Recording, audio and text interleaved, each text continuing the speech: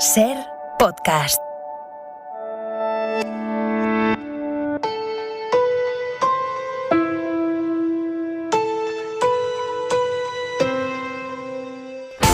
En la cadena Ser, hora 25. Aida Bao.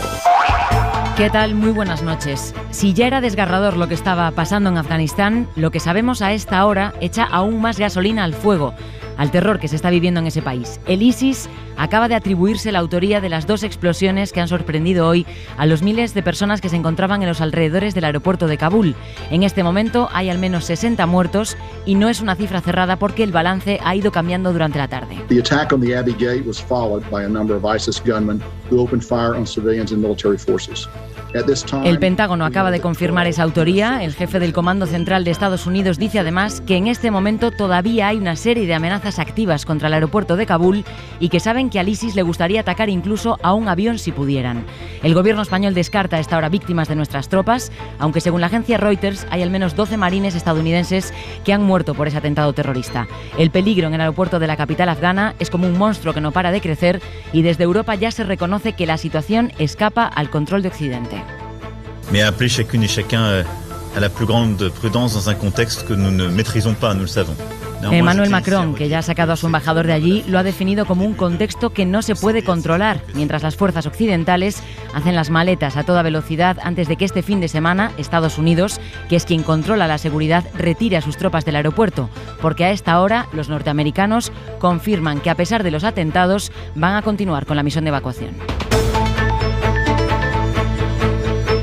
En la mesa del análisis de este jueves, Jesús Maraña, director editorial de Infolibre. Buenas noches. Hola, buenas noches. Daniel Bernabé, escritor, ¿cómo estás? ¿Qué tal? Buenas noches. Y Marta Pascal, profesora de Ciencia Política en la Universidad Pompeu Fabra y ex senadora, que se incorpora enseguida.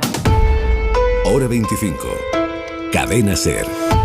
Hace apenas unos minutos, el grupo terrorista ISIS ha reivindicado el doble atentado en el aeropuerto de Kabul, un doble atentado en el que han muerto más de 60 personas. Los expertos llevaban días avisando de que la combinación de multitud de personas y atención mediática convertía al aeropuerto en un objetivo claro para los grupos terroristas. Y hoy ha pasado, Lluís Miquel Hurtado. Las 2 explosiones, separadas por unos pocos minutos, tuvieron lugar junto a la puerta Abbey del aeropuerto, por donde se han producido las evacuaciones masivas de estos días. La tercera fue menor y ocurrió en el centro de Kabul. El Estado Islámico en el Jorasán, la rama local del grupo terrorista, reivindicó la amenaza y hasta mostró una foto de su autor, Abdulrahman al-Loghari. Los talibán condenaron el atentado y han prometido en un comunicado rendir cuentas con los culpables y garantizar la seguridad en la capital afgana. En las sospechas de todos estaba el Estado Islámico del Jorasán, una organización que hace solo una semana había amenazado con atentados, como así ha sido. Estados Unidos cree que podría haber nuevos ataques. La pregunta ahora es si se proseguirá con las evacuaciones. El Reino Unido ha dicho que sí, pero no ha especificado si solo de militares o de civiles también. España no se ha pronunciado. La ventana para las evacuaciones iba a cerrarse este viernes después de presiones de Estados Unidos. Tras la masacre, es más pequeña que nunca. Y a Estados Unidos nos vamos. Corresponsal en Washington, Marta del Vado, buenas noches. ¿Qué tal? Buenas noches. Joe Biden llevaba días alertando de que esto podía pasar y así justificaban la prisa por salir por completo del país. En una rueda de prensa que acaba de terminar, el Pentágono ha confirmado que son 12 los soldados estadounidenses que han muerto en el doble atentado. Sí, el jefe del Comando Central de Estados Unidos, el general Mackenzie, confirma que 12 soldados estadounidenses han muerto en el atentado y otros 15 han resultado heridos. El Pentágono trabaja con la hipótesis de que ha sido un atentado con chalecos suicidas. Escuchamos a Mackenzie. The attack on the Abbey Gate was followed by a number of ISIS gunmen who opened fire on civilians and military Atentado forces. suicida seguido por varias personas armadas que han empezado a abrir fuego contra la multitud. Los autores pertenecen a la rama afgana del Estado Islámico, según el general, que además advierte que Estados Unidos investigará día y noche quién está detrás del ataque y promete responder. La amenaza sigue siendo muy alta. Mackenzie habla de peligro inminente. Ha mencionado concretamente que esperan ataques similares en las próximas horas. Ha citado en concreto ataques suicidas con coches o camiones, además de la posibilidad de que lancen cohetes en todo ese perímetro del aeropuerto. Según el jefe del Comando Central, nada de esto altera el objetivo principal de Estados Unidos, que es continuar con las evacuaciones de ciudadanos estadounidenses y de civiles afganos hasta el 31 de agosto. El presidente Biden lleva todo el día reunido con la cúpula de asesores de seguridad nacional, siguiendo la evolución de los acontecimientos, y se espera que se pronuncie próximamente sobre este primer ataque con víctimas mortales contra el ejército de Estados Unidos en más de año y medio, a 5 días de cerrar definitivamente su operativo militar en Afganistán. Gracias, Marta. Nos quedamos a la espera de esa comparecencia de Joe Biden a partir de las 11 de la noche hora peninsular. Cualquier novedad, estamos contigo. Buenas noches. Buenas noches. Las explosiones en Kabul han venido a colmar la situación de absoluta tensión que se vivía en el aeropuerto desde hace días, desde que los talibanes llegaron al poder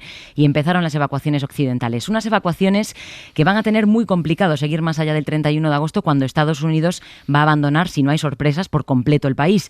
De hecho, cada vez son más los países que dicen que no van a aguantar hasta el martes. Víctor Olazábal. Sí, el efecto cascada va en paralelo a la sensación de inseguridad que crece en Kabul. Dinamarca, Bélgica y Polonia dieron por concluidas sus operaciones ayer. Países Bajos, Hungría y Noruega acaban hoy con sus evacuaciones, y también Canadá se ha despedido este jueves de Kabul. Lo ha hecho solo unas horas antes de las explosiones. Mañana viernes pretende hacerlo Francia, y en cuanto a Alemania, el gobierno de Merkel dice que van a intentar estar sacando personas de Afganistán más allá del martes que viene, el 31, la fecha marcada por Estados Unidos como su retirada definitiva de tropas. De hecho, el Ejecutivo alemán mantiene sus propios contactos con los talibanes para asegurarse de que puede mantener sus evacuaciones más allá de esa fecha. En la misma línea está Reino Unido. En el caso de España, Pedro Sánchez ha dicho esta tarde que trabajan para sacar de Afganistán al mayor número de personas posibles. Por lo pronto sabemos que mañana se reúne la comisión interministerial que hace el seguimiento del plan de evacuación.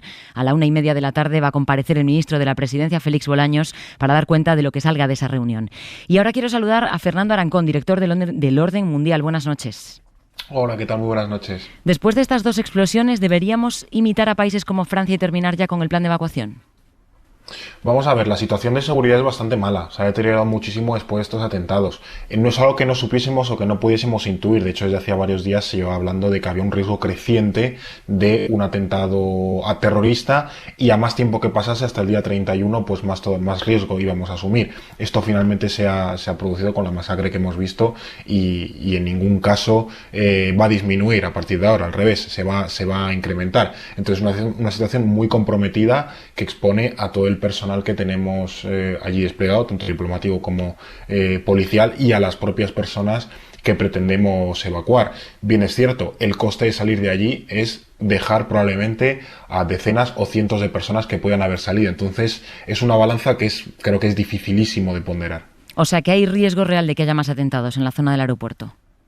Sí, Daesh tiene un interés claro en atentar contra ese objetivo que es el aeropuerto, por dos razones muy claras, porque ahora mismo todo el mundo lleva varios días mirando el aeropuerto de Kabul y ellos ganan muchísima notoriedad internacional. Además, el grupo de Afganistán, que era de los más débiles, y en segundo lugar, recordemos que los talibanes y Daesh son enemigos declarados. No son afines, no son amigos, son enemigos acérrimos.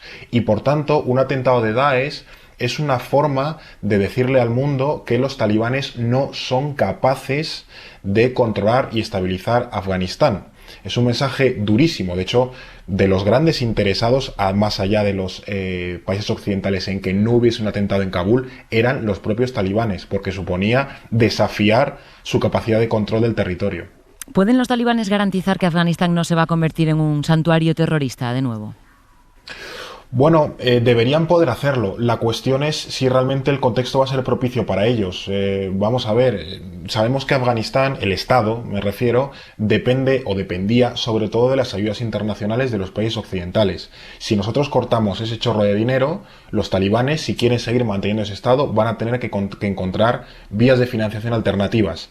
Puede ser China, puede ser Rusia, pueden ser otros países, puede ser el tráfico de drogas, puede ser la explotación ilegal de minerales, o puede ser pues el dinero que consiga de alojar a distintos grupos terroristas. Existe ese riesgo, pero no pensemos que es que nosotros, los países occidentales, nos podemos ir de allí sin asumir ningún tipo de coste. Al final, esto ya digo, quitas de un lado y luego se te va al otro en la balanza. Entonces, dejar de lado a Afganistán pues tiene ese coste, que se convierta en un refugio, sí. Claro, el Pentágono ha dicho hace unos minutos que va a responder al ataque en Afganistán. ¿Qué tipo de respuesta tenemos que esperar? Bueno, estas declaraciones siempre, como que son lo que hay que decir, ¿no? Es cierto que, ya digo, Daesh apenas tenía presencia en Afganistán, es muy esporádica, nunca ha controlado el territorio. De hecho, cuando lo ha intentado, los talibanes les han rechazado. Entonces, asumo que el Pentágono pues tiene identificados objetivos de Daesh, quizás en Afganistán, quizás en otras zonas del mundo, y como respuesta es posible que a lo mejor en los próximos días veamos algunos ataques para eliminar determinados objetivos. Fernando Arancón, muchísimas gracias por acompañarnos. Director del Orden Mundial, buenas noches. Muchas gracias, buenas noches. Abro ya la tertulia. El aeropuerto de Kabul era un polvorín, eso decían al menos los expertos, y hoy lo hemos visto, Daniel.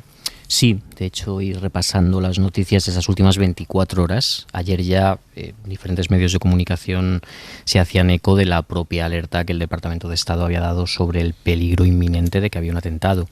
Esto prácticamente los servicios de inteligencia lo esperaban y lo sabían, ¿no?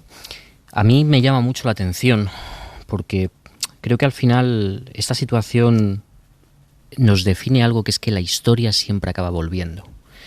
Si nos fijamos, el ISIS, el Daesh, es un grupo que surge de la guerra y de las cenizas en Siria y en Irak. Ambos conflictos donde Estados Unidos tuvo una importancia capital, sobre todo el desencadenar la caída de Saddam Hussein y bueno, de una u otra manera, mediante intrigas secundarias, la guerra en Siria. Pero es que claro, es que los talibanes, de una u otra manera, como hemos visto aquí ya en diferentes ocasiones, tienen una relación muy directa con la intervención estadounidense, pakistaní, de Arabia Saudí, en la guerra civil de los 80, aunque salieron más tarde, ¿no? La situación es que no podemos, y esto lo estamos cada vez viendo más en nuestro presente, asumir que todos los errores que se han ido cometiendo por tratar de entender el mundo como un gran tablero donde ir disponiendo a nuestro antojo, y cuando hablo en plural hablo de los intereses imperialistas occidentales, de diferentes piezas muy peligrosas, peligrosísimas, no vaya a tener consecuencias en el futuro, y a lo mejor estas consecuencias tardan 20 años. Si este verano, antes de estos sucesos, hubiéramos hablado de esta situación nueva, quizá nos hubiera sorprendido. Esto de Pakistán ya nos habíamos olvidado de ello. Y estaba ahí. Y estaba ahí porque digo que son piezas muy peligrosas. Porque fíjate que yo, aquí con los ultraderechistas en Europa, siempre digo que temo mucho a la gente que se cree con una misión histórica. Pero la gente que se cree con una misión de Dios, directamente me hacen temblar. Porque es absolutamente imposible llegar a un mínimo acuerdo con ellos. Esta situación tiene una ecuación nueva, y es que resitúa a los talibanes. Y esto es tan interesantísimo como peligroso. Y digo que resitúa porque de hecho los talibanes sí tienen aspiraciones nacionales y estatales. Siguiendo las cuentas estos días del protogobierno talibán, podías ver cómo insistían constantemente en la seguridad, en infraestructuras, es decir, su política comunicativa, una política comunicativa inteligente en el sentido de aparentar como un gobierno proactivo y casi reformista, aunque sus acciones fueran otras y lo que está por venir es todavía muy grave. El ISIS ya directamente pasa a un estado diferente, porque el mero hecho que se identifiquen con esta región del Jorasán es ir más allá de las líneas nacionales, que consideran además una aberración occidental que va contra su interpretación del Islam, ¿no? Entonces tenemos esa otra ecuación que puede resituar a los talibanes en casi ser, y fijar lo que estamos diciendo, como la pieza más razonable al lado de este grupo que opera allí, ¿no? Siendo además relativamente minoritario, porque en principio la ONU lo cifraba en unos 500 militares armados que podía haber en la zona, ¿no? En todo caso, la idea yo creo que es esta. No podemos pensar que haber actuado en el mundo con este descontrol y utilizando el azuzar integrismos religiosos nos podía dejar libre de este tipo de peligros. Marta Pascal, buenas noches. ¿Qué análisis haces tú de lo que está pasando en Afganistán?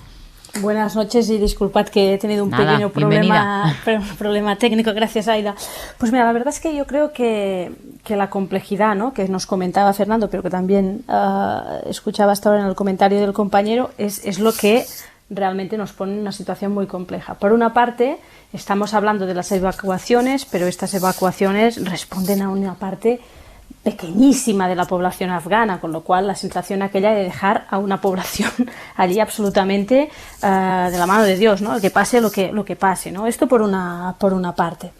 Y lo que se comentaba, ¿no?, la resituación de los talibanes. Fíjate que en este caso, y a diferencia del anterior régimen talibán, la aproximación a la política comunicativa es muy distinta. Los talibanes no se están ausentando ni de las redes, ni de los micros, ni de los vídeos, y se están esforzando a explicarse, ¿no? Con lo cual parece que han hecho algún tipo de cambio que les permita o que les haga, bueno, parecer que controlan, ¿no?, efectivamente todo lo que está pasando. Y el atentado de hoy, además de, bueno, pues de poner huella, ¿no?, en el tema de la complejidad, pues nos demuestra que internamente, ¿no?, pues seguramente tendrán muchos más problemas de los que parecía. Y quería solo apuntar otro tema, que es el efecto que tiene en algunos países el tema, ¿no?, de las evacuaciones. Estamos asistiendo a una normalización de las relaciones entre Estados Unidos, entre la administración Biden y el gobierno español, que hasta ahora recordad que eran prácticamente inexistentes, ¿no? Y el hecho, pues, de las bases en Rota y Morón, bueno, de la cantidad de evacuados que han pisado ya, pues, territorio español. Esto seguramente hace un mes, ¿no?, que teníamos el mini paseo de 10 segundos del presidente Sánchez con Biden, ¿no? Pues todo esto está cambiando. Y un último comentario, Aida, si me permites.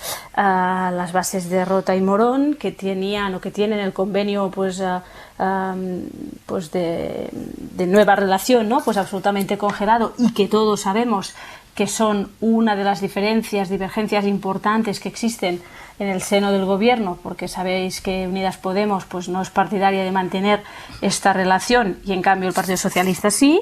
Pues de golpe, pues una acción, ¿no?, como la evacuación de los afganos, pues genera un problema interno del gobierno, y que seguramente nos va a poner un desenlace muy distinto sin la situación afgana, ¿no? Con lo cual, bueno, tenemos aquí para rato, pero desde el punto de vista humanitario a mí me sigue preocupando muchísimo lo que está pasando. Maraña.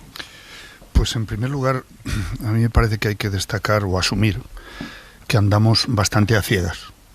Es decir, la información que manejamos, incluso los que conocen muy bien el conflicto, pues sobre lo que está ocurriendo in situ, pues son informaciones que nos llegan de fuentes militares, de fuentes estatales, de los propios ciudadanos que consiguen transmitir por las redes sociales o directamente a familiares que ya están fuera lo que están viviendo. Pero siempre son informaciones parciales o muy concretas de lo que viven. Por lo tanto, yo creo que hay que separar dos situaciones, la que estamos viviendo hoy, y lo que puede significar, que lo que sí sabemos es que ha habido unos atentados terroristas, que se da por hecho y se da la autenticidad a esa reivindicación de Daesh, ¿no?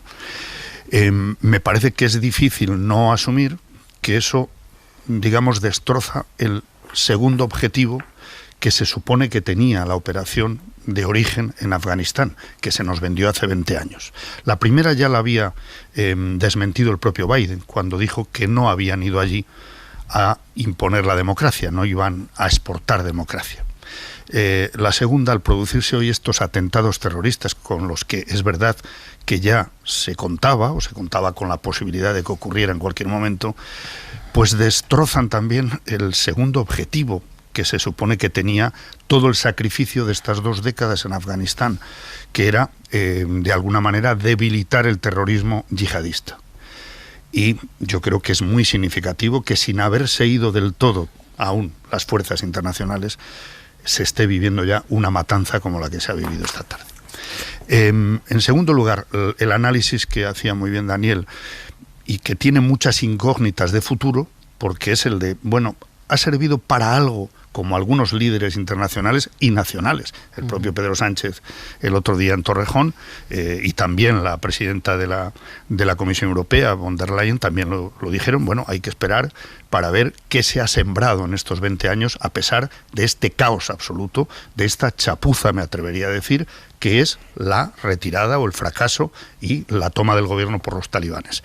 Para ver qué ha quedado, falta un tiempo, pero yo desde luego soy muy pesimista. Porque, bueno, toda la facilidad con la que los talibanes han tomado el poder y con la que hoy, esta tarde, hemos visto que se sigue produciendo los atentados terroristas de facciones yihadistas, pero que no son exactamente coincidentes con los talibanes, pues, bueno, la pregunta es, bueno, ¿para qué ha servido? Si desde el principio se decía, y los analistas que conocían bien la zona y con los precedentes de todo lo que se había en su día intentado desde distintas potencias, los soviéticos, pues los norteamericanos alimentando esas facciones religiosas de los talibanes, de los llamados entonces estudiantes rebeldes, ¿no? Bueno, es un conflicto muy complejo, pero me preocupa muchísimo exactamente la gente que hoy se está quedando indefensa. y que no solo sufre los atentados, sino que va a ser prácticamente imposible rescatarlas. Yo desde Infolibre, el caso más concreto que hemos estado viviendo estos días y seguimos viviendo esta noche es el de una familia completa, de un traductor que trabajó durante 6 años para las tropas españolas y que estos días ha hablado en distintos medios y demás, pero nos consta y hemos seguido todas las gestiones que se han hecho, los intentos que se han hecho para rescatar a esa familia, que se había movido ya de su domicilio, que se había acercado a una de las puertas de acceso al aeropuerto, etcétera. Y cómo se ha frustrado toda la operación en la que había un interés especial y concreto y unos esfuerzos por parte, debo decir, de la propia ministra de Defensa, del jefe del Estado Mayor, de todas las fuerzas que quedaban allí. Y a estas horas parece imposible que las puedan rescatar, ¿no? Pues como esa familia no sabemos exactamente cuántas y de cuántas nacionalidades, nos preocupan directamente los que han colaborado con las fuerzas españolas, pero evidentemente todos son ciudadanos que aspiraban a tener una democracia en ese país, ¿no? Bueno, esto es lo más preocupante en lo inmediato. Y en el futuro me parece que deberíamos reflexionar sobre tantas lecciones que deberíamos sacar de una operación bélica como esta y para qué ha servido, y por supuesto de lo que apuntaba Daniel sobre la complejidad y lo que se nos viene encima si siguen creciendo los fanatismos religiosos. ¿Hasta qué punto creéis que puede afectar a la imagen internacional de Estados Unidos lo que ha pasado esta noche? Es un varapalo enorme, porque aunque la retirada pactada con los talibán... Claro, ya la retirada, pero yo hablo de los atentados. Sí, de los atentados. La cuestión es que al final, lo que, como bien decía Jesús, lo que se vendió es como, mira, no hemos llevado la democracia porque nosotros no queríamos llevar la democracia, queríamos al menos garantizar nuestra seguridad, que podemos discutir sobre lo mezquino del planteamiento. Es que está demostrando que ni siquiera puede haber un Afganistán bajo mando talibán estable, porque van a aparecer, y esto probablemente no sea la única facción que aparezca, porque es que si nos remitimos al caso sirio-iraquí, hay que recordar que estaban operando no solo el ISIS, que fue al final la rama que salió, que consiguió más poderes, que estaba también Al-Qaeda, estaba Al-Nusra, había diferentes grupos, algunas veces coincidentes, otros enemigos. Es muy difícil cuando, incluso en una situación bélica, no hay unos contendientes claros, que haya un mínimo de estabilidad, y la inestabilidad es caldo perfecto para el reinicio de olas terroristas. No tanto porque estos terroristas concretamente que están allí ubicados puedan venir a atentar a Europa, sino que sabemos que puede haber un resurgir, un despertar de determinados individuos radicales que estén asentados aquí, que es como operan, porque los grupos terroristas ya no son grupos terroristas como lo eran en los años 70, con una arquitectura y una cadena de mando, sino que operan de una u otra forma como redes sociales, ¿no? En diferentes nexos, pero sin tener una relación real unos con otros, ¿no? Esto también nos tiene que hacer ver que nos empezamos a inquietar cuando el terrorismo nos puede afectar a nosotros. Al final es el gran problema. Al final es, y con esto acabo, no podemos pensar que podemos construir un espacio seguro en Europa si el mundo no es seguro ahí fuera. Y esto no es simplemente una cuestión moral, es que Europa, lo decía el otro día, tiene una política propia de exteriores y defensa, o nos vamos a comer muchos problemas. Marta.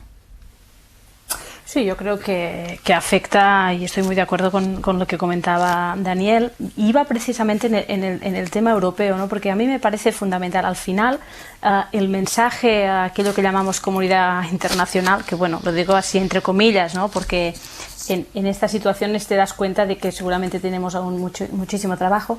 En la medida que estamos hablando de los estados europeos de forma separada y no estamos hablando de una estrategia conjunta, bueno, pues yo creo que esto debilita muchísimo la capacidad que puede haber, pues de colaborar y de marcar también una línea, ¿no? Porque al final, fijaros, la sensación que yo creo que tiene una parte importante de la sociedad americana es precisamente de que esto no ha ido bien, porque al final muchísimas bajas. Es verdad que el presidente Biden decía, bueno, no somos nosotros los que hemos abandonado a los afganos, sino que han sido sus líderes políticos que se han ido y los han dejado absolutamente pues sin nada, ¿no? Bueno, de acuerdo, pero que es verdad que, como decía Daniel, pues esta voluntad de garantizar, ¿no? Pues los estándares democráticos, la paz y la seguridad, pues bueno, no se ha acabado de cumplir. Volviendo a lo de Europa, creo que aquí el alto representante Josep Borrell, pero también, yo creo que aquí también pues la Comisión y el mismo Parlamento Europeo deben trabajar en la línea de intentar intensificar una política exterior común que sea sensata, que tenga coherencia y que se ajuste a las necesidades de esa complejidad que estamos viviendo. Creo que no hay alternativa a esto, ¿no? Maraña, ¿cómo puede trastocar a la imagen de Estados Unidos lo que ha pasado hoy? Bueno, efectivamente, el evaluar el estado de ánimo de la sociedad norteamericana se va viendo en las encuestas que constantemente aparecen, ¿no? Es curioso que la principal factura de todo esto, desde luego, la va a sufrir Biden. Y la va a sufrir, en principio, quien gobierna, que es el Partido Demócrata, y quizá también porque no se esperaba nadie, ni se entiende fácilmente la última fase de todo esto, ¿no? ¿Cómo es posible que en una situación así, por mucho que viniera de lejos, que viniera de la anterior administración, que viniera de Trump, y que estaba prácticamente, digamos, acordada esa fecha con los propios talibanes, bueno, pues es esa comparación que se hace de vez en cuando con un naufragio, ¿no? El último que se va tiene que ser el capitán, ¿no? Esto de que hayan salido el grueso de las tropas antes que los civiles a los que había que salvar, por decirlo así, cuesta mucho entenderlo. Se pueden dar todo tipo de explicaciones tácticas, militares, etcétera, etcétera. Pero es muy difícil de entender para cualquier ciudadano de a pie, para cualquier elector, ¿no? Se podrá conseguir rectificar esa pérdida de crédito, esa imagen, esa bajada en las encuestas que ya se ha percibido y que ha sido una de las más rápidas en el ejercicio de una presidencia en Estados Unidos.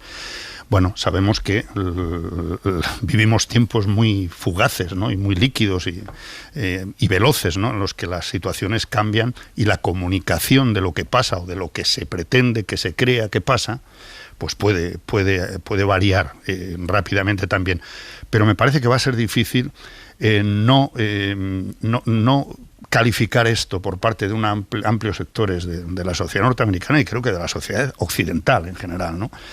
Como un fracaso, como una demostración de un fracaso absoluto de todo lo que se nos vendió en su día como, bueno, pues aquello que se calificó como la guerra contra el terror. Y que es verdad que no debería sonarnos a nuevo lo que estamos viviendo en cuanto al fracaso de eso. Porque desde el minuto 1 escuchamos y leímos análisis y posiciones políticas que claramente decían, oiga, esto es mentira. Y con esto no vamos a solucionar el trasfondo y la raíz de los problemas complejos que estamos viviendo. Me refiero al terrorismo internacional, al islamismo yihadista, al caso de Afganistán en concreto o al conflicto de Irak. Bueno, han pasado 20 años, pero se ha demostrado toda aquella batería de reacciones que hubo en todo Occidente contra esas políticas que se convirtieron, eso sí, en una especie de discurso único. Y que es verdad que cuando se toca la seguridad y se combina con la fibra emocional de la gente, pues eso funciona. Y funciona aunque luego se demuestre, y se demostró pronto en el caso de Irak, que se estaban basando en mentiras. Y se reconoció, salvo por algunos, como en nuestro caso, el más cercano, el expresidente Aznar, los otros líderes incluso reconocieron que aquello fue mentira. La excusa para invadir Irak. Bueno, insisto en que gestionar el hoy, es verdad que las prioridades eran las que eran y siguen siendo las que son. Salvar al máximo número posible de ciudadanos y ciudadanas afganos, afganas y de cualquier otra nacionalidad, ¿no? Y eso se está complicando en estas horas hasta el punto de que yo creo que todos los países implicados están dando por descontado que va a ser muy difícil ya añadir más nombres a los que se puedan salvar, ¿no? Bueno, lo comentaba antes Maraña, no se nos puede olvidar que ahora mismo hay muchísimos afganos aquí en España, pendientes de los familiares que dejaron allí, en un país que ha colapsado por completo. En total son 799 los afganos empadronados ahora mismo en nuestro país. ¿Cuándo vinieron? ¿Por qué? ¿Cómo están viviendo la victoria talibán desde España? Patricia Fernández ha hablado con algunos de ellos para contestar todas estas preguntas y recordarnos que los afganos en realidad llevan huyendo muchísimo tiempo. 1979. La Unión Soviética invade Afganistán. 14 años de guerra y cerca de 5 millones de refugiados. Entre ellos, Madaidar tiene 13 años. Su padre ha sido asesinado y huye junto a su madre y su hermana de la pobreza y del horror que hoy, según UNICEF, viven más de 10 millones de niños en el país. Niños que trabajan para limpiar zapatos, lavar coches, para poder conseguir dinero para luego por la noche comer una barra de pan o lo que sea. 40 años después, la situación continúa. 2010. Numerosos afganos colaboran con el ejército estadounidense, como el marido de Sharifeh. El matrimonio y sus 2 hijas huyen del país. Los talibanes amenazan con matarles. Venden su casa y sus recuerdos. Son 4 de los más de 6.000 refugiados afganos que escapan ese año. Este dinero pagamos una mafia que ha traído en España. Cruzamos muchos países, Dubái, Irán, Turquía. El futuro que le esperaba a sus 2 hijas en Afganistán era oscuro, como el de Ro. Huye de Kabul en 2017, tiene 22 años y está obligada a casarse, al igual que el 30% de las mujeres menores de 18 años. La única alternativa, escapar. Para mí muy duro. Y pues al final decidí que quiero salir de Afganistán porque no hay vida para mí aquí y para todas las mujeres. Hoy Madaima, Sharifeh y Ro tienen una vida mejor en España y observan con dolor cómo la retirada de las tropas estadounidenses y la toma de los talibanes han convertido a Afganistán, su país, en un agujero del que miles de afganos tratan de huir. Sharifeh recuerda, nadie huye de forma voluntaria. Nadie escapa de su país que no tiene ningún problema. Que tienes problema, estás obligada a salir de tu país. Hoy más de 1.200 personas han sido evacuadas desde Afganistán a España. 1.200 historias como las de Madaidar, Ro y Sharifeh. Reportaje de nuestra compañera Patricia Fernández. Y una última derivada de Afganistán de puertas para adentro. Hace 2 días escuchamos este tono conciliador en el líder de la oposición, Pablo Casado, y la ministra portavoz, Isabel Rodríguez. Sánchez tardó una semana en reaccionar, pero nosotros dijimos que en esto no iba a haber una confrontación partidista, porque en cuestiones de Estado queremos estar al lado de nuestras Fuerzas Armadas y queremos estar al lado del Gobierno. Celebrar que el señor Casado haya recuperado el sentido de Estado, poniendo en valor la actuación de nuestro Gobierno y, por tanto, de nuestro país en relación a la acogida y a la evacuación de las personas que vienen de Afganistán. Y hoy ha vuelto el tono más bien bronco. En este caso, la ministra de Defensa, Margarita Robles, y de nuevo Pablo Casado. El Partido Popular demuestra su falta de sentido de Estado. En vez de estar felicitando a los militares españoles que con riesgo para su vida están sobre el terreno, quieren utilizar políticamente esta actuación. Esto del Gobierno que pide sentido de Estado y usted se calla como oposición. Oiga, no, pues por supuesto que tiene que ir Pedro Sánchez a las Cortes y la ministra de Defensa, y que no jueguen con las Fuerzas Armadas, que son de todos, no de ellos. Criticar al Gobierno es criticar al Gobierno, no las Fuerzas Armadas que cumplen órdenes, en este caso tardías. Os pido síntesis en estas respuestas, que me tengo que ir a la Desco. Maraña, 2 días. Parece que ha durado la relativa tregua entre el Gobierno y la oposición. Sí, bueno, yo creo que esto conecta con lo que comentaba antes. Me parece que desde el PP y el propio Casado están valorando, están analizando, que se quiera o no, en la psique colectiva, en la mentalidad colectiva, está el recuerdo de por dónde empezó esto, ¿no? Y de qué manera, que fue la reacción a los atentados de las Torres Gemelas y todo lo demás. Y eso es verdad que se identifica con una etapa muy concreta y con un partido muy concreto, que es el suyo. De manera que creo que, a pesar de que yo creo que no había otra en los últimos días, después de escuchar no al presidente del Gobierno, sino a la presidenta de la Comisión, al presidente del Consejo Europeo, al presidente norteamericano y, diría más, al propio responsable máximo del Ejército, que el domingo pasado, o el sábado pasado, en ABC, explicaba que lo que es el operativo, lo que tenían que hacer los militares en Afganistán, que todo se había hecho con absoluto rigor. Es decir, desde el propio ámbito militar, no desde autoridades políticas, se ha explicado que en ese sentido se ha actuado correctamente. Se podrá discutir si se podía haber avanzado 2 días antes, 3 días antes o después la reacción política, la de comunicación política. Y eso es perfectamente discutible y obviamente al partido principal de la oposición nadie le dice que se calle. Otra cuestión es que en asuntos en los que estamos como estamos, lo que estábamos analizando hasta ahora desde que empezó el programa, pues hombre, en el resto de democracias occidentales uno no percibe que se utilicen asuntos como este para lo que es el desgaste concreto electoral político del contrario. Bernabé. Es lo que tiene ir jugando siempre muy pegado a la línea, que al final te acabas saliendo con el balón, casi siempre, ¿no? Casado tuvo hace una semana el problema de criticar duramente al gobierno, asumir que sus relaciones con el propio Estados Unidos eran pésimas y resulta que sale Biden el día siguiente en aquella conversación con Pedro Sánchez y claro, se le cae todo. Y se le cae todo no porque su política de comunicación sea mala o buena o esté mejor o peor pensada, es porque es una política de comunicación medida para ir siempre entrando a la rodilla. Y es el problema que hay con determinados temas que evidentemente que la oposición tiene que hacer control sobre el gobierno. Pero hombre, hay muchas cosas mucho más interesantes de lo que ha planteado Casado. En primer lugar, el discutir entre todos cuál es la política internacional de España y de Europa. Marta, un minuto. Voy a tardar menos porque creo que hay aquí dos mensajes claros. El primero, a mí a veces me preocupa este uso del término sentido de Estado en todo y para todo. Lo dejo aquí porque realmente a veces pienso, bueno, pues esto queda bien, ¿no? Y todos lo van usando. Porque al final el sentido de Estado precisamente se demuestra, por ejemplo, en temas de seguridad, en temas de política exterior, ser capaz, ¿no? Pues de buscar un consenso, al menos entre los dos grandes partidos a nivel parlamentario. Y es evidente que Casado ha decidido que no le va a dejar pasar una a Pedro Sánchez y sencillamente utilizan cualquier ámbito y queda claro que lo que generalmente podía ser un elemento de consenso entre oposición y gobierno, ahora ya, que es la política exterior, ha pasado a ser un elemento más, ¿no? Pues del rifirrafe y de la batalla política. Hora 25. Aida Bao.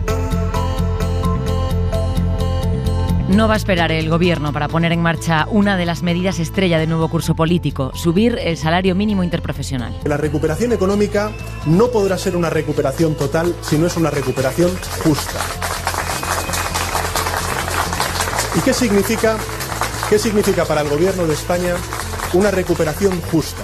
Una recuperación justa significa una recuperación que se traslade a los salarios, que se traslade el empleo de nuestros jóvenes con más oportunidades y que se traslade también a unas jubilaciones dignas para nuestros mayores. Esto ha dicho Sánchez en Navalmoral de la Mata hoy, el mismo día en el que hemos conocido que el 1 de septiembre, en menos de una semana, va a haber una reunión entre el Ministerio de Trabajo y los agentes sociales para negociar sobre el SMI, que está ahora mismo en 950 euros. Javier Ruiz, buenas noches. Hola, buenas noches. El debate en torno a si subir o no el SMI, que lleva congelado desde diciembre de 2020, ha provocado enfrentamientos dentro del Gobierno. La vicepresidenta de Economía, Nadia Calviño, siempre ha sido partidaria de esperar a que los datos económicos mejoraran para subirlo y la de Trabajo, Yolanda Díaz, era contraria a su congelación. Ahora parece que se allana el camino para una subida.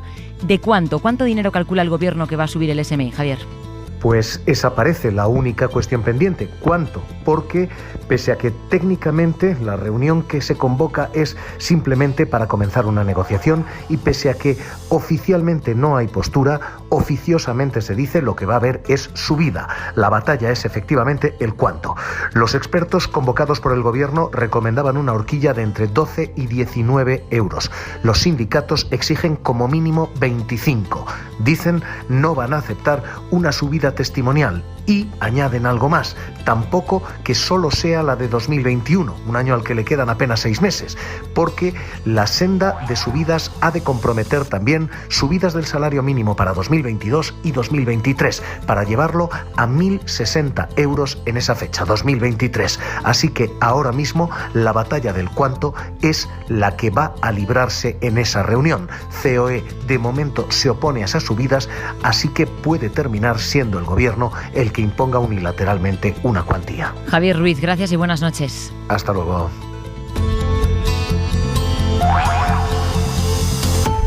Pepe Álvarez, secretario general de UGT, buenas noches. Hola, buenas noches. ¿No aceptarían ustedes esa horquilla de entre 12 y 19 euros que plantean los expertos del Gobierno?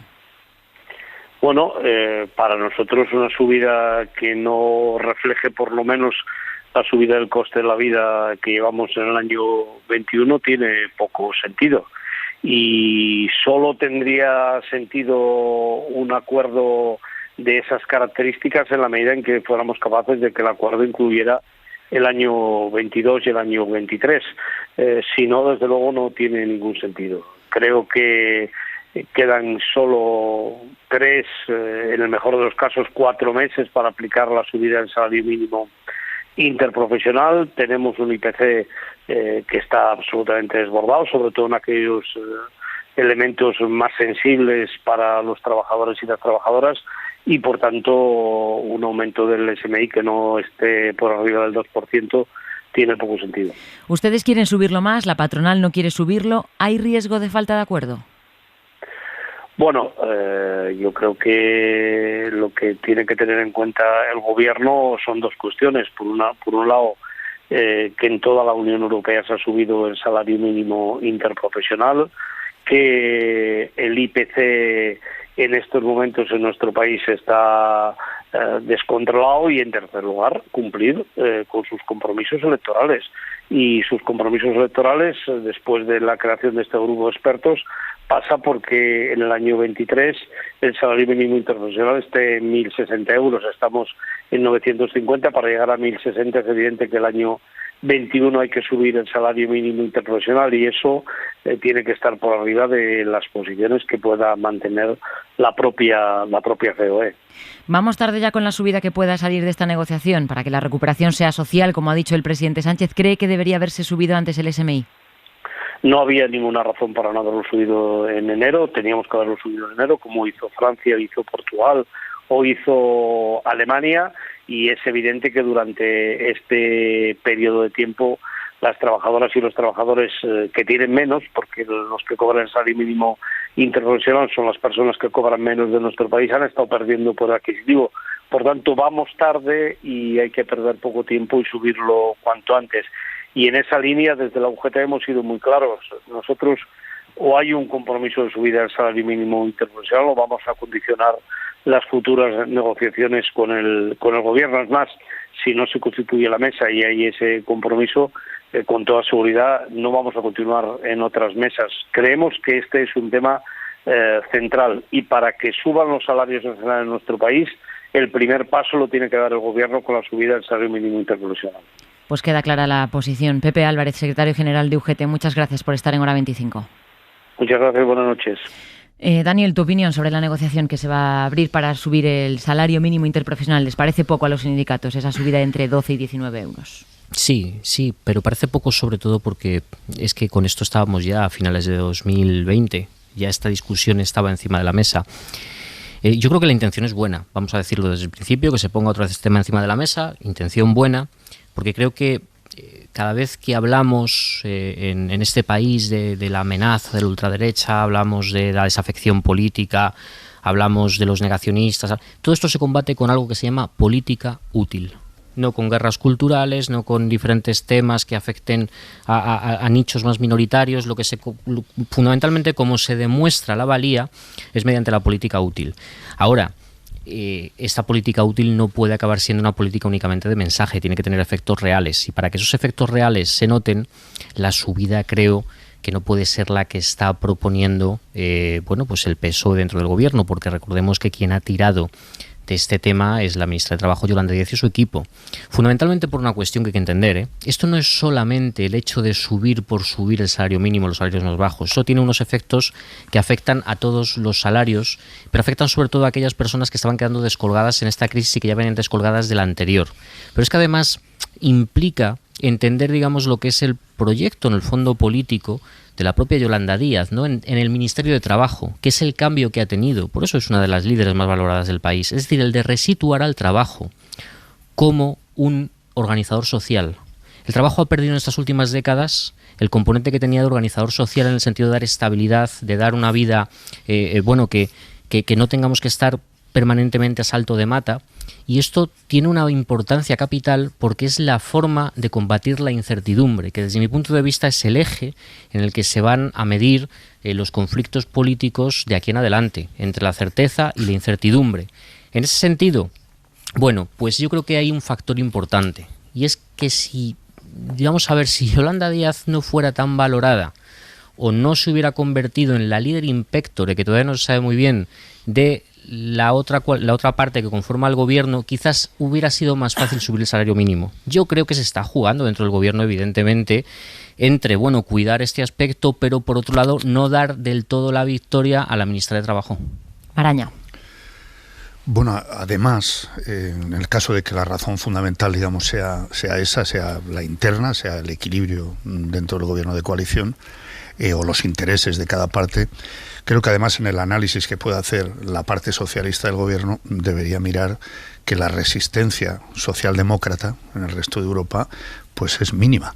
Es decir, ahora mismo España podría convertirse en, digamos, la trinchera de políticas socialdemócratas o progresistas que, como bien decías, y en eso coincido absolutamente, la forma de mantenerlas es, desde luego, que la ciudadanía perciba que las políticas y las medidas mejoran la situación de la ciudadanía. Por ejemplo, reduzcan la brecha de desigualdad, contrasten con la precariedad, ayuden a superarla y resuelvan incertidumbres. Esto es así. Yo creo que la argumentación concreta de la necesidad de subir el salario mínimo me parece que Pepe Álvarez la ha explicado perfectamente, ¿no? Porque las razones que se aducían fundamentalmente desde la vicepresidencia económica del gobierno, desde el equipo de Nadia Calviño y la propia vicepresidenta públicamente, y esa confrontación con Yolanda Díaz, me parece que ahí, en estos meses, yo creo que se ha ido sustentando la argumentación que va a favor de dignificar los salarios. El salario mínimo afecta a una parte, pero repercute en todo lo demás. Eso es así. Tira de todo lo demás. Y además, todas esas amenazas o esas críticas que desde el principio se hacían a estas políticas de mejorar el salario mínimo de una manera muy significativa, y a eso se dedicó el propio Banco de España, recordémoslo, creo que se han ido desmintiendo bastante con los hechos, con los datos. Es decir, no se ha hecho daño al empleo subiendo el salario mínimo. Y es muy difícil calcular el efecto que sí, en positivo, tiene sobre la actividad económica y para reducir, insisto, la precariedad, los índices de pobreza, etcétera, etcétera. Y por último, creo que está a la vista y al gobierno le interesa, digamos, contrastar esa alarma generalizada y muy sustentada que significa los precios de la luz, por ejemplo, es decir, cosas que repercuten sí directamente en el bolsillo de las familias, pues contrastarla con medidas que sean efectivamente útiles y demuestren que se está intentando progresar, sobre todo para las capas más afectadas y más débiles. Justicia recordar que este es el gobierno que subió el SMI de los 739 euros que había dejado el PP hasta los 950. Eso fue en febrero de 2020. Un mes después vino la pandemia, Marta. Pues sí, yo creo que es razonable lo que se expone acerca del salario mínimo. O sea, los argumentos que daba Pepe Álvarez, que se dan desde el gobierno, que se han expuesto por parte de Daniel y Jesús. Esto vaya por delante. Pero aquí hay dos cosas, ¿no? La primera es que estamos ante un fascículo más, ¿no? De esta batalla interna, ¿no? entre Yolanda Díaz y Nadia Calviño, y veremos lo que da de sí y lo que aguanta esto, ¿no? Porque al final eso genera pues desgaste en el gobierno y lo que sabemos, ¿no? Desde un punto de vista público, pero no sabemos internamente pues todo esto como está. Mi sensación es que un poco más erosionado de lo que se reconoce, ¿no? Esto por una parte. Y por otra parte, yo echo en falta en el debate acerca del salario mínimo, insisto que me parece razonable que se suba.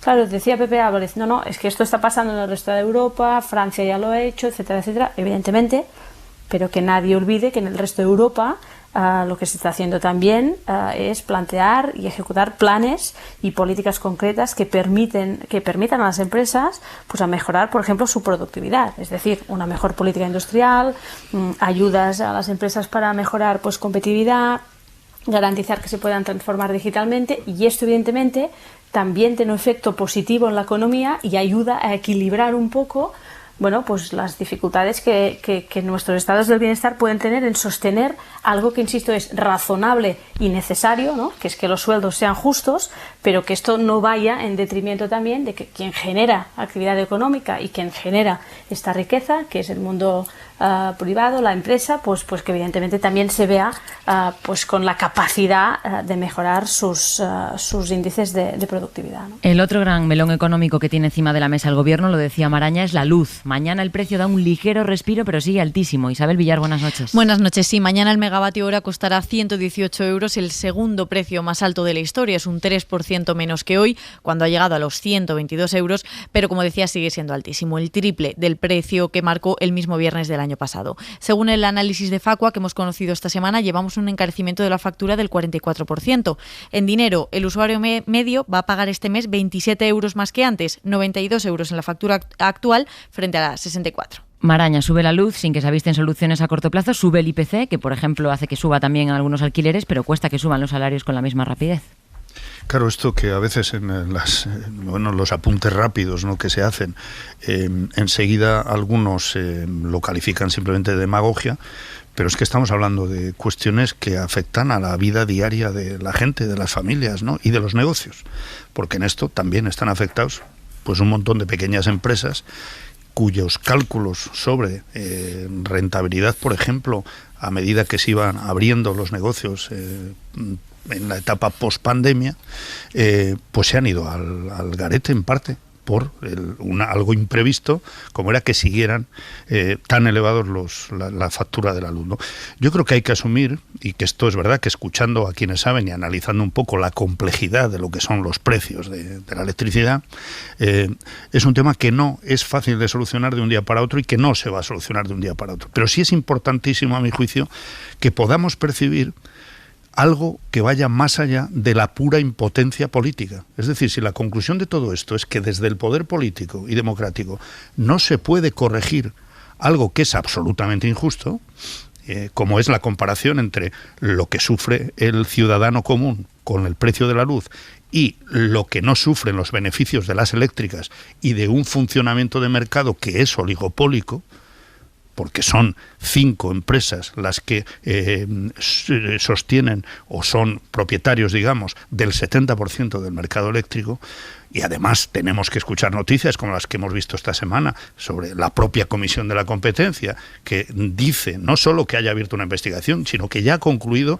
sin decirnos quiénes son, ha concluido que hay comercializadoras que han inflado, se han aprovechado la situación para sacar aún más beneficio. Un 30%, ¿no?, más. Bueno, es evidente que asumiendo que esto necesita una reforma que probablemente exige la colaboración de Europa para hacerla de verdad, yo me alineo con los expertos que están diciendo en cada crisis hay también una posibilidad de oportunidad de aprovecharlo para ir a fondo con una reforma de esos mercados eléctricos, teniendo en cuenta la realidad del cambio climático, del tema del CO2, de tantas cosas. Bueno, pues que al menos percibamos que desde el Gobierno no hay una posición de conformismo con la dificultad en esto, ¿no?, sino que haya de verdad medidas que se vayan poniendo sobre la mesa y un plan con unos objetivos concretos para que en el tiempo que sea lo más breve posible, podamos, todo el mundo dice que en unos meses, por los distintos factores, también bajará el precio de la luz. Pero es verdad que llevamos ya muchos meses y sobre todo que hay elementos, factores de todo esto que sí son abordables, como insisto, lo que es, incluso desde quienes defienden el libre mercado y la mínima presencia de lo público, pues deberían asumir que no estamos en la realidad del libre mercado porque está funcionando de una manera, insisto, oligopólica. Esperemos que baje, pero bueno, decía el otro día Jorge Morales en Hora 14 que hasta febrero nos esperan precios altísimos, Marta. No, es que me parece una tomadura de pelo masiva, o sea, es que es vergonzoso porque está muy bien el tema del salario mínimo, pero insisto, después nos encontramos que algo tan básico, ¿no?, como la luz, como la electricidad, pues está a precios prohibitivos. Y mi sensación es que el Gobierno podría hacer mucho más. O sea, la sensación es que hay como un poco de, bueno, pues esto es lo que tenemos y esto no lo podemos cambiar, o ya veremos qué podemos hacer, o hay que tener paciencia y en unos meses esto va a mejorar. Bueno, pues es evidente que hay que buscar soluciones, también a través de Europa, y esto creo que se comentaba y estoy muy de acuerdo, pero en el mientras tanto, bueno, pues aquí esto es un tema de emergencia, ¿no?, de una crisis que puede generar un malestar en la población que después nos permite entender determinados comportamientos electorales. Y yo creo que haría bien el gobierno aquí de no esconderse, de ser valiente y de tomar decisiones, porque si no nos van colando algunas noticias, esta última, ¿no?, de que algunos habían inflado. Es que me parece una vergüenza, o sea, es que me parece inaceptable, y creo que aquí pues también la sociedad tiene que ser capaz pues de decir alto y claro que esto no puede ser, porque es inasumible en un país donde ya hemos dicho previamente que los salarios no están en el estándar y en la media europea, y evidentemente pues esto genera un problema evidente en lo que es la prosperidad que todos deseamos, ¿no? Esta semana Unidas Podemos hacía de nuevo otra propuesta, es decir, regular un precio máximo de energía nuclear y hidroeléctrica, pues para que no fueran asociadas con lo que hemos venido comentando durante todo este último mes y más allá, que no estuvieran asociadas al gas, ¿no? Estos beneficios caídos del cielo que evidentemente nos perjudican, ¿no? El problema es que cuando se les contesta desde el propio gobierno del que forman parte que no se puede hacer por Europa, ¿no? Vamos a asumir que es cierto, vamos a asumir que no se puede hacer por Europa, es decir, habrá que decir qué es lo que sí podemos hacer con Europa. O sea, el problema ya no es tanto que se responda constantemente no es que esto no se puede, sino el por qué no se puede y qué es lo que vamos a hacer. Y en el por qué no se puede es donde yo tengo mis dudas, que sea una cuestión de capacidad o no, es de atreverse. Es que creo que este gobierno no se atreve, igual que ningún otro gobierno europeo se atreve a tocar determinados sectores que de una u otra manera están ya no voy a decir en manos, pero sí fuertemente financiados por los fondos especulativos. Y aquí tenemos el problema, es que los fondos especulativos controlan ya gran parte de sectores estratégicos del país. Tenemos que en sus manos, o de una forma cada vez más notable, están las empresas de energía, pero es que tenemos que gran parte del sector de la vivienda está también bajo su mando. Vemos que también tienen intereses en bancos, en medios de comunicación, es decir, en sectores estratégicos. Y la sensación que tengo es que si se les toca, amenazan con retirar. Por eso Pedro Sánchez, cuando va a Estados Unidos, no se reúne con el presidente de Estados Unidos, sino que se reúne con el presidente BlackRock. Bueno, compartiendo el análisis que hace Daniel y que hay estudios, yo creo que de referencia sobre la impotencia democrática, la llamada impotencia democrática ante otros poderes, que creo que es causa además pues de muchos de las cuestiones políticas que venimos viviendo desde hace más de una década, ¿no? De la explosión de populismos de distinto tipo, de la calificación de antisistema de todo aquel que pone en entredicho esa balanza o esa debilidad de lo político frente a los intereses de determinados grupos multinacionales. Pero es que hay cuestiones que creo que sí exigen lo que apuntaba Daniel de la explicación de ¿qué podemos hacer ya que esto otro no lo podemos hacer? Y ahí incluyo en referencia a esto que creo que es ofensivo, lo de las comercializadoras, que no decimos quiénes son, pero sí decimos desde el órgano, digamos, de vigilancia o regulador de la competencia, que han hecho esto, que han inflado los precios. Bueno, pues yo creo que ahí de inmediato debería haber una reacción en términos de transparencia, como mínimo. Es decir, ¿por qué? Es decir, si la Comisión Nacional del Mercado de Valores, cuando abre un expediente a una empresa, sabemos a qué empresa es, aunque no esté todavía, digamos, juzgado el caso y tomada la conclusión de si ha cometido o no una irregularidad, luego deberíamos hablar, claro, de en qué quedan realmente todos esos expedientes que se abren, porque sabemos también que en más de un 80% de los casos no se terminan pagando. Se terminan, digamos, archivando, por decirlo así. Se consiguen a base de recursos dilatar, de modo que a esos grupos a los que se refería Daniel, pues hasta les compensa actuar de una determinada manera, aunque tengan sanciones, porque les compensa los beneficios que obtienen por esas irregularidades. Bueno, en concreto, me parece que en términos de transparencia sería bastante sencillo el compromiso de levantar esos niveles de opacidad y que al menos cada empresa que cometa una irregularidad en algo que afecta claramente al bolsillo de los ciudadanos, desde luego reciba el castigo correspondiente y sepamos quiénes son para poder actuar en consecuencia, ¿no? Bueno, pues ante esta situación de incertidumbre de cómo va a ser el SMI, de lo que vamos a pagar con la luz, de la crisis que se ha provocado después de la pandemia, es lógico el dato que hemos conocido hoy sobre el ahorro de las familias. Merche López Serrano, cuéntanos. Según los datos del Banco de España, los depósitos que las familias tienen en los bancos han crecido en julio un 5,6% respecto al mismo mes del año anterior. Esto supone un aumento de cerca de 50.000 millones de euros. Al cierre del mes de julio, las familias españolas tenían depositados en el banco un total de 942.800 millones de euros. Hora 25. Cadena SER.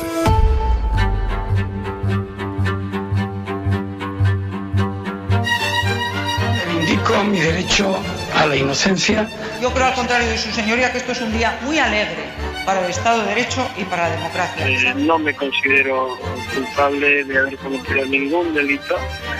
Quienes juzgaron lo saben bien. Los fines no pueden justificar los medios y eso es la esencia del Estado de Derecho. Y que esa organización criminal estaba muy atenta a conseguir que el movimiento de dinero fuera de España quedara al margen y controlado. Cuando se cuestionan las instituciones democráticas del Estado, se cuestiona la democracia misma. Por primera vez en la historia de Europa, un partido político es condenado por lucrarse con la corrupción. Yo creo que la ley es para todos. Y ese partido es el Partido Popular. Quienes hemos trabajado, vemos recompensados los esfuerzos. Correa superaría los 50 años, por supuesto, Bárcenas más de 30. Yo he sufrido consecuencias personales, pero en este momento ni siquiera quiero acordarme de ellas. Han pasado 9 años desde que el Tribunal Supremo inhabilitó al juez Baltasar Garzón. Le condenaron en el año 2012 por prevaricación, por ordenar las escuchas del caso Gürtel, y con esa condena apartaron al magistrado de la carrera judicial. Hoy la ONU ha dicho que el suyo no fue un juicio justo. Javier Álvarez, jefe de tribunales de la cadena SER, buenas noches. Hola, buenas noches. Lo primero, vamos a recordar cómo hemos llegado hasta aquí. ¿Cuál es el recorrido judicial de este periplo que ha durado más de una década y que terminó con Garzón apartado de la magistratura, Javier? Pues Baltasar Garzón tuvo la osadía de querer investigar los crímenes franquistas desde la Audiencia Nacional, lo que le hubiera permitido hacer una revisión global de los asesinatos cometidos durante el franquismo, así como la desaparición de menores, pero ese desafío era muy fuerte para la política y para algún sector de la magistratura.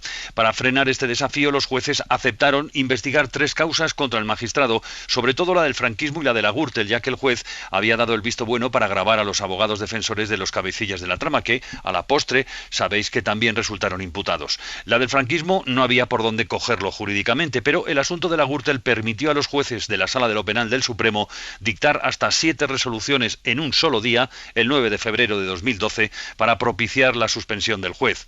Y de ahí la condena a 11 años de inhabilitación para ejercer la magistratura. Garzón estaba, por tanto, eliminado de la primera línea de la lucha contra la corrupción y de otros centenares de casos. También se pidió el indulto para él, pero el expediente se perdió un año entero y después dijeron que ya no había lugar. Fin de la historia. Desde entonces su vida profesional y personal dio un giro absoluto y el abogado Garzón tuvo que reinvertirse para fundar un despacho internacional de abogados, crear una asociación en la que se trabaja hoy en algunos casos de impacto social, como la defensa de Julian Assange o de Falciani. Y además de eso, Garzón también llevó ante el Comité de Derechos Humanos de la ONU su condena de inhabilitación. Hoy ese órgano le ha dado la razón diciendo que su condena fue arbitraria y recordando que otros jueces tomaron medidas similares sin que se les castigara, Javier. El Comité de Derechos Humanos de la ONU concluye que el Supremo vulneró los derechos del exjuez Garzón porque no tuvo un juicio justo, ya que los magistrados no fueron independientes ni imparciales. En consecuencia, el comité considera que la condena a Garzón fue arbitraria e imprevisible porque no está claro ni preciso qué conductas delictivas se le estaban imputando. El comité de la ONU asegura que Garzón adoptó decisiones motivadas, que incluso sus propuestas estaban avaladas por otros magistrados o por la Fiscalía, por lo que no hubo, dicen, ninguna prevaricación, es decir, no dictó a sabiendas resoluciones injustas. Eso sí, el juez hizo una interpretación jurídica plausible sobre la persecución del franquismo que puede ser o no compartida, pero que fue revisada por otros tribunales. El comité, por último, recomienda la anulación de los antecedentes penales y la restauración en la magistratura. Baltasar Garzón, muy buenas noches. ¿Qué tal? Buenas noches. ¿Sigue teniendo el espíritu de juez para pedir el reingreso en la judicatura o ya los años de abogado han cambiado su destino? Bueno, he sido juez y soy juez desde los 24 años y eso no se pierde con facilidad y mucho menos se puede perder si eres consciente de que la sentencia que te inhabilitó, que me inhabilitó, era una sentencia injusta y era una sentencia que no se correspondía con la realidad de los hechos. Sin embargo, bueno, se dictó esa sentencia, previamente había sido suspendido simplemente por cumplir con mi obligación de investigación, adoptando todas las medidas de garantía, en este caso del franquismo, y la condena aconteció en el caso de Gürtel por haber interceptado las comunicaciones de los principales responsables con algunos de sus abogados a instancias también de la policía, con la aquiescencia del fiscal y con todas las garantías.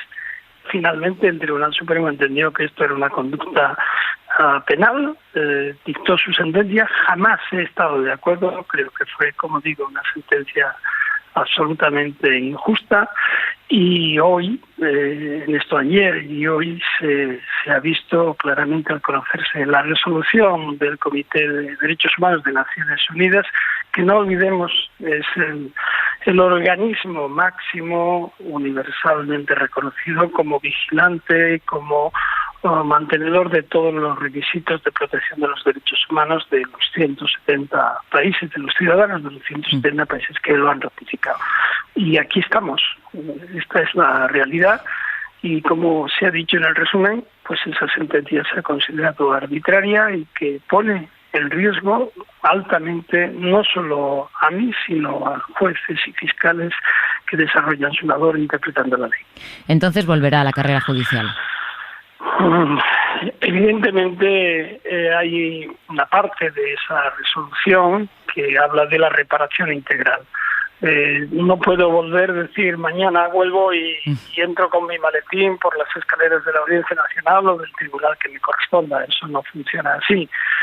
Hay una parte de la condena que hace referencia a esta resolución, y es la anulación de borrar, dice, los antecedentes penales, que es algo que le corresponde en este caso al Ministerio de Justicia, y porque ya no se olvide que yo he cumplido la pena, la he cumplido a pulso, entera, 11 años de inhabilitación, y a partir de ahí la otra parte de la sentencia es la reintegración, si se quiere entender así, y la compensación efectiva. ¿Qué se entiende por esa compensación? Si se analiza el contexto incluso de algunos de los votos concurrentes, no puede ser otro que la reintegración en la carrera judicial. Por tanto, daré los pasos necesarios para que esto sea así. Lo importante sería que de forma proactiva las instituciones asumieran el cumplimiento de una resolución del Comité de Derechos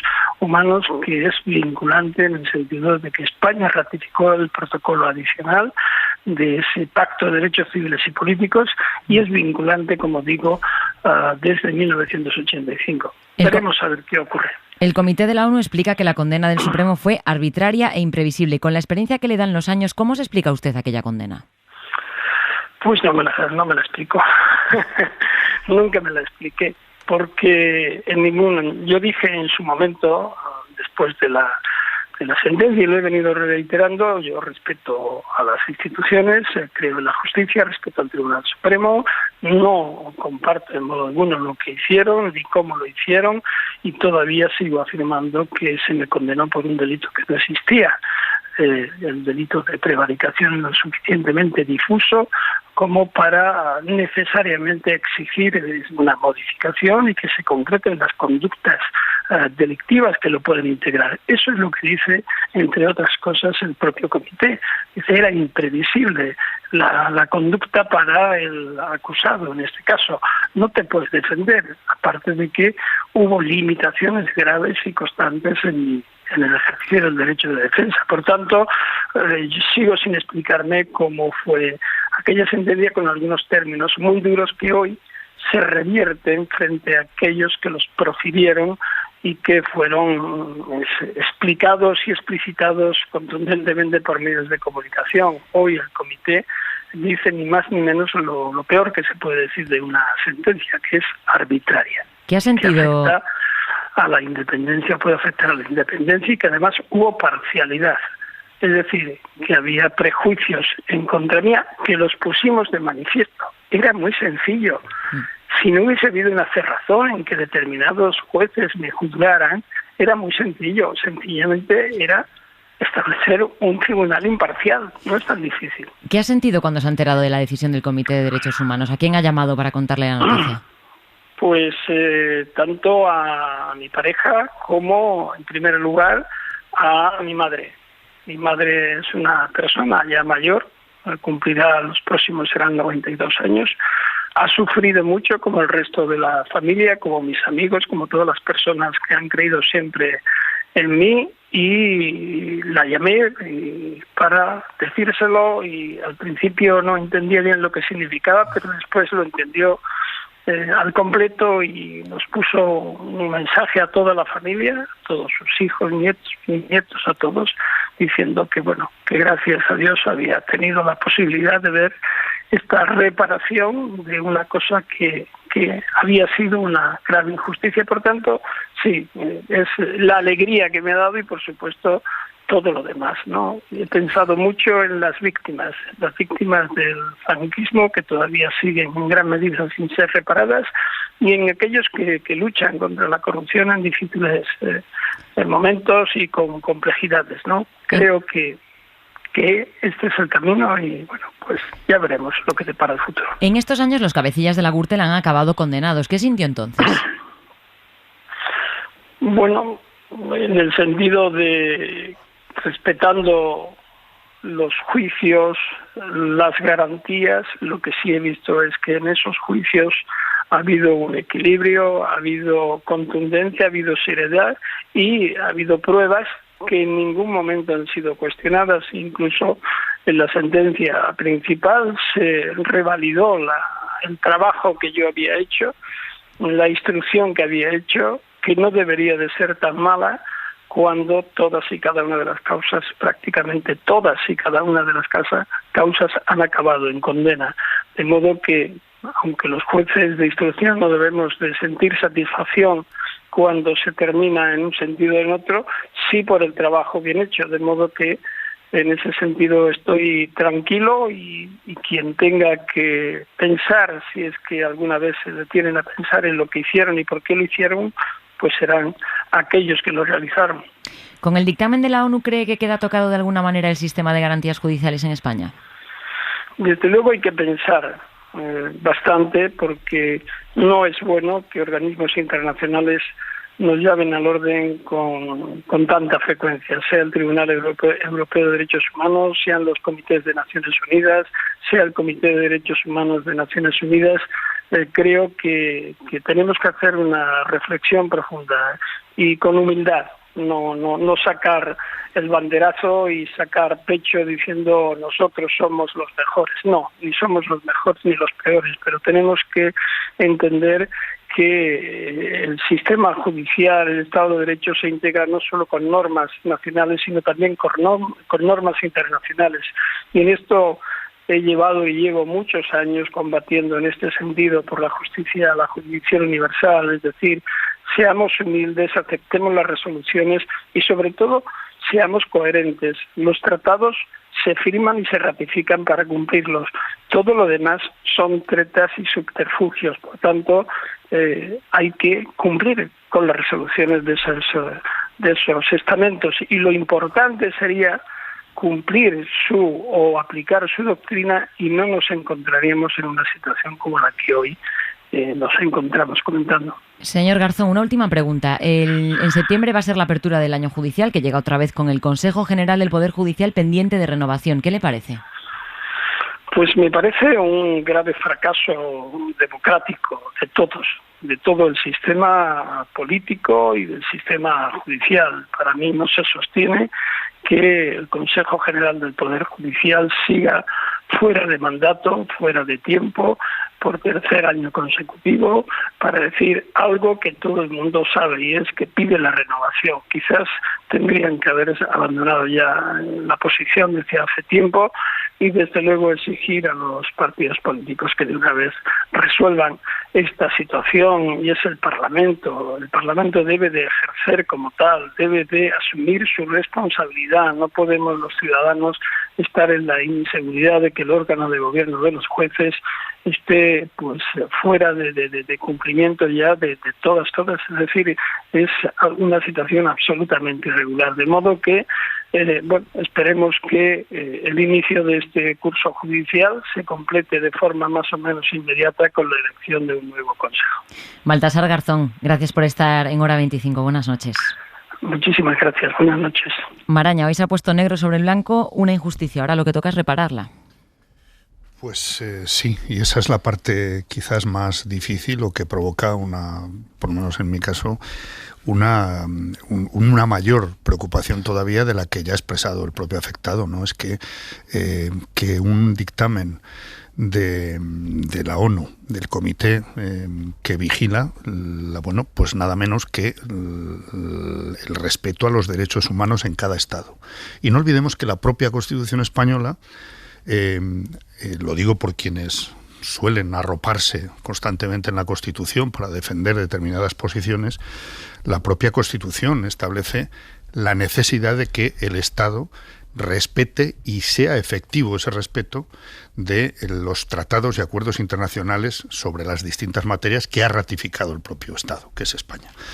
En el caso de Garzón, que ese dictamen diga literalmente que lo que se hizo fue una sentencia arbitraria e imprevisible, que no se le dieron las garantías como afectado de todos esos procesos. Ya además el de franquismo ya había quedado en su momento claro que fue efectivamente absolutamente injusta la acusación de prevaricación, pero también ha quedado claro ahora en el tema Gürtel, ¿no?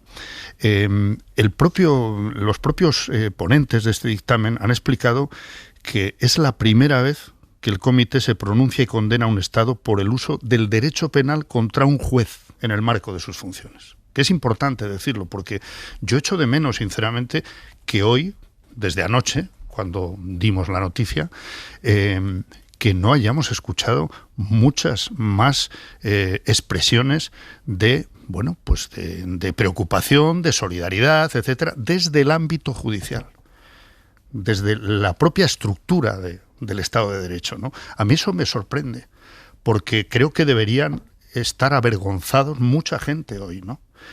Es que, insisto, es la primera vez que le ocurre a un juez, porque este comité, pues en el caso de España, y tengo la cifra delante, pues de 117 comunicaciones que ha hecho, de denuncias desde España, en 24 apreció violaciones de derecho, en un 20% de las denuncias presentadas. Pero es la primera vez que esto ocurre con la actuación de un juez, al que se acusa de prevaricar y se le expulsa de la carrera. Y esto, en términos de lo que debe ser el funcionamiento de una democracia y de un Estado de Derecho, es muy importante. Y los primeros que deberían salir a decir, aquí ha habido un error, ¿qué tiene que decir no solo el Estado y el Gobierno, sino el Supremo de esta actuación? Bueno, pues intentando recabar esa opinión, al menos nosotros lo único que hemos conseguido es que el Supremo, desde fuentes del Supremo, se nos diga que entienden que esto no les concierne.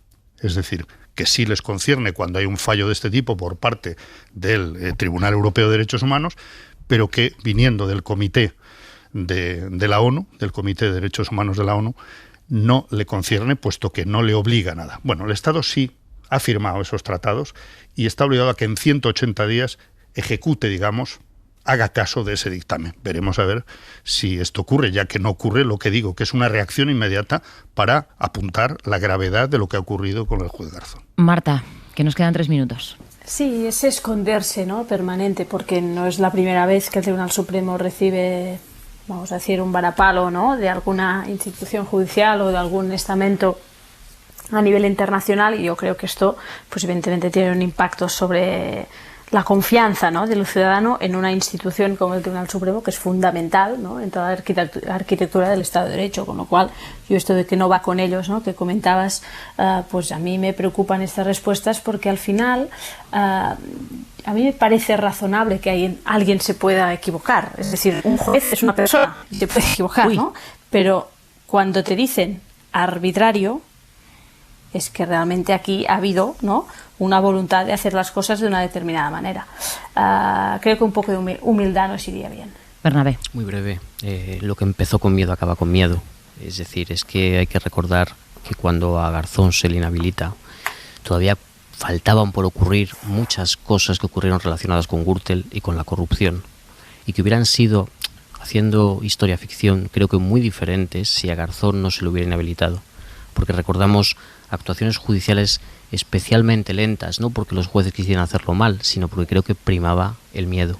Y creo que hoy también sigue pesando ese miedo cuando el sector, la parte del Estado de Derecho judicial en España, no se manifiesta, que estoy convencido que muchos jueces que tienen que sentirse avergonzados ante ese suceso, no se manifiesta de una forma más clara.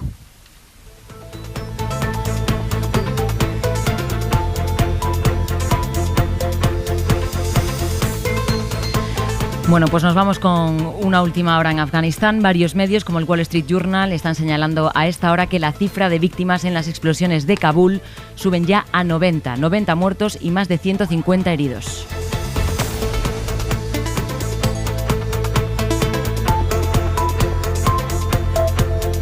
Con esa última hora nos vamos. Jesús Maraña, Daniel Bernabé, Marta Pascal, muchas gracias a los tres. Buenas noches. Gracias, buenas noches. Gracias, buenas noches. Y a ustedes ha sido un placer y un privilegio haberles acompañado durante todas estas noches de agosto. Hasta pronto. Suscríbete a Hora 25. Todos los episodios y contenidos adicionales en la app de Cadena SER y en nuestros canales de Apple Podcast, Spotify, iVoox, Google Podcast y YouTube. Escúchanos en directo en la SER de lunes a viernes a las 8 de la tarde.